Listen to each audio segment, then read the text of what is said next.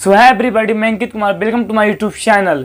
आज हम class 10th के लाइफ चैप्टर के दूसरा लेक्चर देखेंगे, जिसमें हम प्रकाश का परिवर्तन तथा परिवर्तन के नियम के बारे में अध्ययन करेंगे। चलिए वीडियो को स्टार्ट करते हैं। सबसे पहले हम देखेंगे कि प्रकाश का परिवर्तन क्या होता है। इसके पहले हम समझते हैं कि परिवर्तन का अर्थ क्या होता है।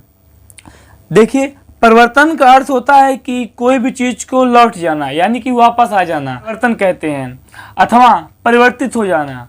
कोई भी चीज जा रही है, मान लीजिए वो अभी इस डायरेक्शन में जा रही है, वह परिवर्तित होकर उसका डायरेक्शन चेंज हो गया, उसे भी हम क्या कहेंगे? परिवर्तन कहेंगे। बट यहाँ पर हम क्या करेंगे? यहाँ पर हमें पढ़ना है प्रकाश का परिवर्तन, यानी कि प्रकाश की जो डायरेक्शन चेंज होगी ना, उसे हम कहेंगे प्रकाश का परिवर्तन। यानी कि प्रकाश मान लीजिए किसी एक माध्यम से जा रहा था और किसी वस्तु से टकरा करके उसी माध्यम में वापस लौट जाए, तो इस घटना को हम प्रकाश का परिवर्तन कहेंगे। चलिए, सबसे पहले हम परिभाषा पढ़ते हैं। जब प्रकाश किरण, क्या देखिए, जब प्रकाश किरण किसी चिकनी सतह अथवा पालिशदार सतह से टकराती है तो उसी माध्यम में वापस लौट जाती है। चलिए इसे हम समझते हैं, ये कैसे होता है।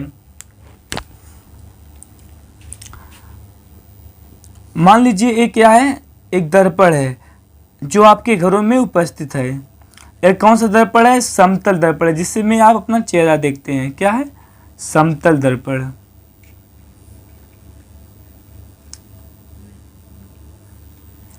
आप जब छोटे रहे होंगे तो आपने एक एक्सपेरिमेंट किया होगा कि जब सूर्य का प्रकाश पर पड़ता है तो आप ऐसे शीशे को, जो सूर्य का प्रकाश आता है उसकी डायरेक्शन शीशे की सहायता से चेंज करते हो, ऐसे चमकाते हो ना, वही क्या होता है? वही परिवर्तन होता है। ठीक है, उसी को हम पढ़ने वाले हैं अच्छी तरीके से, वो कैसे होता है। ठीक है, तो हमारे पास क्या है? समतल दर्पण है, कोई प्रकाश किरण ऐसे आ रही है और हमें पता है कि जब कोई भी प्रकाश किरण चिकनी सतह तो पालिशदार सतह पर पड़ती है तो वह उसी माध्यम में वापस लौट जाती है। क्या होता है? तो वह उसी माध्यम में वापस लौट जाती है।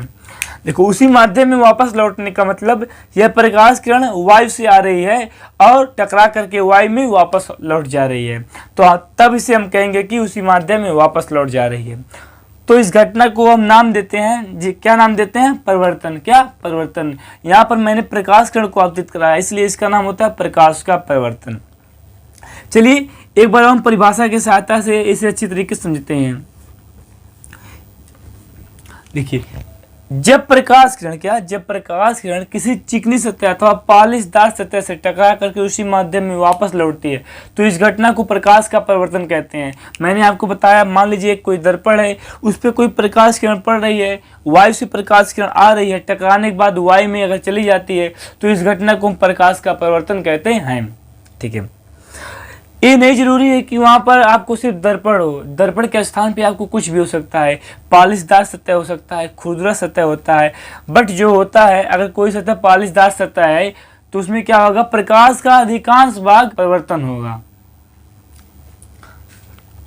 चलिए सबसे पहले हम एक छोटा सा एक्सपेरिमेंट करते हैं, समतल दर्पण द्वारा प्रकाश का परिवर्तन। क्या? समतल दर्पण द्वारा प्रकाश का परिवर्तन। देखते हैं कि समतल दर्पण द्वारा प्रकाश का परिवर्तन कैसे होता है। यहाँ पर मैंने एक फिगर बनाया है जिसकी सहायता से मैं आपको समझाऊंगा। देखिए, सबसे पहले मैंने एक समतल दर्पण लिया, उसके बाद हमने समतल दर्पण पर कोई प्रकाश किरण आपतित कराया। क्या? कोई प्रकाश किरण आपतित कराया। ठीक है, यहाँ पर देखिए, जो आप प्रकाश किरण को समतल दर्पण पर ला रहे हो उसे हम कहेंगे आपतित प्रकाश किरण। क्या कहेंगे? आपतित प्रकाश किरण। और हमें पता है जब प्रकाश किरण आती है, यदि दर्पण अथवा कोई भी चिकनी सतह है तो वह उससे टकरा करके जिस माध्यम में आती है उसी माध्यम में वापस लौट जाती है। सबसे पहले प्रकाश किरण ऐसे आ रहा था, फिर यहाँ से टकराया, फिर उसी माध्यम में वापस लौट गया। क्या हुआ? उसी माध्यम में वापस लौट गया। ठीक है, यहाँ पर कुछ रूल होता है जिस रूल को हम समझेंगे। यहाँ पर देखिए, मैंने समतल दर्पण पर आपतित किरण और परिवर्तित किरण जिस बिंदु पर मिल रही है उस बिंदु पर मैंने एक लंब डाला। क्या किया? उस बिंदु पर मैंने एक लंब डाला जिसका नाम अभिलंब है। क्या है? जिसका नाम अभिलंब है। यहाँ पर आप समझते हैं। देखिए, ये समतल दर्पण था, ये आपतित प्रकाश किरण था, ये परिवर्तित प्रकाश किरण था, दोनों इस बिंदु पर मिल रहे थे, उस पर मैंने एक 90 डिग्री का एक लंब डाला जिसको हम अभिलंब कहेंगे। और देखिए, अभिलंब से जितना कोण बनाते हुए आपतित किरण क्या अभिलंब से जितना कोण बनाते हुए आपतित किरण आती है उस कोण को हम कहते हैं आपतन कोण। क्या कहते हैं? आपतन कोण। और अभिलंब से जितना कोण बनाते हुए प्रकाश किरण परिवर्तित होती है उसे कहते हैं हम प्रवर्तन कोण। देखिए इस सबका परिभाषा मैंने लिख दिया है, इस परिभाषा को हम पढ़ते हैं। सबसे पहले आता है आपतित प्रकाश किरण। जो किरण आपतित होती है यानी कि जो किरण आती है उसे हम कहते हैं आपतित प्रकाश किरण। उसके बाद आता है परिवर्तित किरण। परिवर्तित किरण क्या होती है? जो किरण परिवर्तन के पश्चात वापस जाती है। क्या? जो किरण परिवर्तन के पश्चात वापस जाती है उसे क्या कहते हैं? परिवर्तित किरण। उसके बाद आता है आपतन कोण। आपतन कोण क्या होता है? मैंने आपको बताया। आपतित किरण जितना अभिलंब से कोण बनाते हुए आपतित होती है। क्या? आपतित प्रकाश किरण अभिलंब से जितना कोण बनाते हुए आपतित होती है उस कोण को हम क्या कहते हैं? आपतन कोण कहते हैं। अथवा आपतित किरण अथवा अभिलंब के बीच बने कोण को क्या कहते हैं? आपतन कोण। जस्ट उसी प्रकार परिवर्तन कोण क्या होता है? अभिलंब तथा परिवर्तित किरण के मध्य बने कोण को क्या कहते हैं? परिवर्तन कोण कहते हैं। यहाँ पर एक पॉइंट छूटता है, देखिए, जहां पर आपतित प्रकाश किरण तथा परिवर्तित प्रकाश किरण तथा अभिलंब दर्पण के जिस बिंदु पर मिलते हैं उसे हम कहते हैं आपतन बिंदु। क्या कहते हैं? आपतन बिंदु।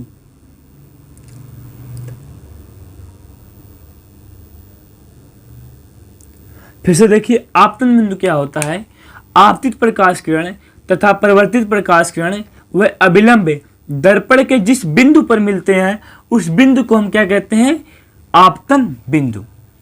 यहाँ पर मैंने सभी का परिभाषा नोट किया है, आप इसे नोटबुक में नोट कर सकते हैं अथवा स्क्रीनशॉट ले सकते हैं।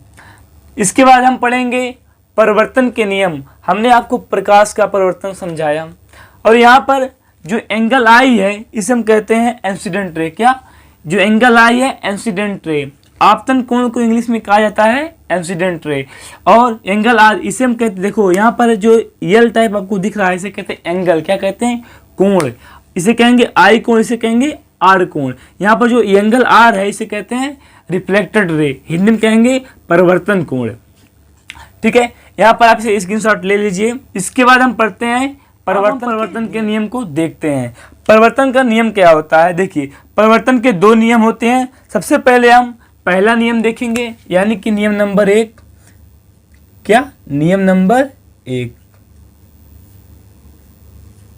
पहला नियम क्या कहता है? ध्यान से देखिएगा, बेहद ही सहज है, बहुत ही इजी है। चलिए देखिए, यहाँ पर जो आपतित किरण है अभिलंब से जितना कोण बनाते हुए आ रहा है, देखिए आपतित किरण जो है अभिलंब से कितना कोण बना रहा है? एंगल आई। कितना बना रहा है? एंगल आई। और देखो अभिलंब से परिवर्तित किरण जितना कोण बना रहा है, कितना बना रहा है? Angle R. यह दोनों कोण बराबर होते हैं। क्या? दोनों कोण बराबर होते हैं। यही क्या है? परिवर्तन का पहला नियम। अर्थात इसे हम कह सकते हैं आपतन कोण सदैव बराबर होता है परिवर्तन कोण के। क्या होता है? आपतन कोण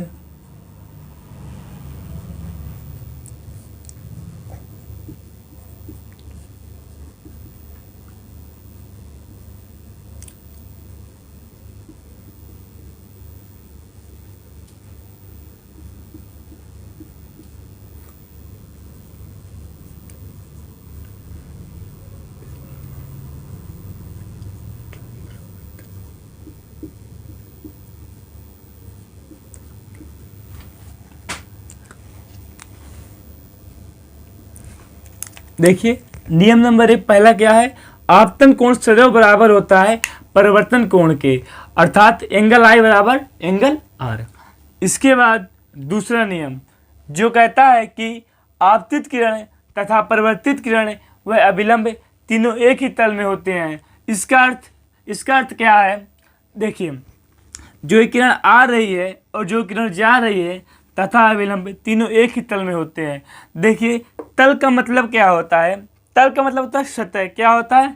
सतह। देखिए मैं आपको पढ़ा कर रहा हूँ, मैं आपको बोर्ड की सतह पर पढ़ा रहा हूँ। कहाँ पर? बोर्ड की सतह पर पढ़ा रहा हूँ। आप हमें बताइए जो आपतित किरण है तथा परिवर्तित किरण है वह दोनों कहाँ पर है? बोर्ड की सतह पर है। तथा अभिलंब भी क्या है, बोर्ड की सतह पर है। अतः तीनों एक ही सतह पर, इससे हमें पता चलता है तीनों क्या है, तीनों एक ही तल में है। ठीक है, आपतित किरण तथा परावर्तित किरण व अभिलंब तीनों एक ही तल में है। यही क्या है, यही परिवर्तन का दूसरा नियम है। अब हमारा प्रकाश का परिवर्तन तथा परिवर्तन के दोनों नियम समाप्त होते हैं। इसके पहले वाले लेक्चर में कुछ 2 टॉपिक छूट गए थे, जिसके बारे में आज हम चर्चा करेंगे। पहला था दीप्त वस्तुएं और दूसरा था अदीप्त वस्तुएं।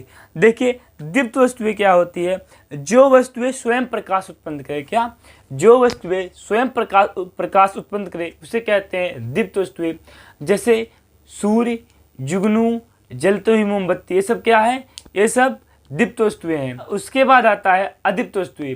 अदीप्त वस्तुएं क्या होती है, जो स्वयं प्रकाश न उत्पन्न करें। क्या, जो वस्तुएं स्वयं प्रकाश न उत्पन्न करें, कि जैसे चंद्रमा, उसके बाद कोई भी चीज़ देख लीजिए, दीवार वगैरह कुछ भी जो हो सकता है, सब क्या होता है, स्वयं प्रकाश ये सब उत्पन्न नहीं कर सकते हैं। यानी कि जो वस्तुएं स्वयं प्रकाश नहीं उत्पन्न करती हैं उसे हम अदीप्त वस्तुएं कहते हैं। अब हमारा वीडियो समाप्त होता है, मिलते हैं हम आपसे अगले वीडियो में, तब तक लिए बाय।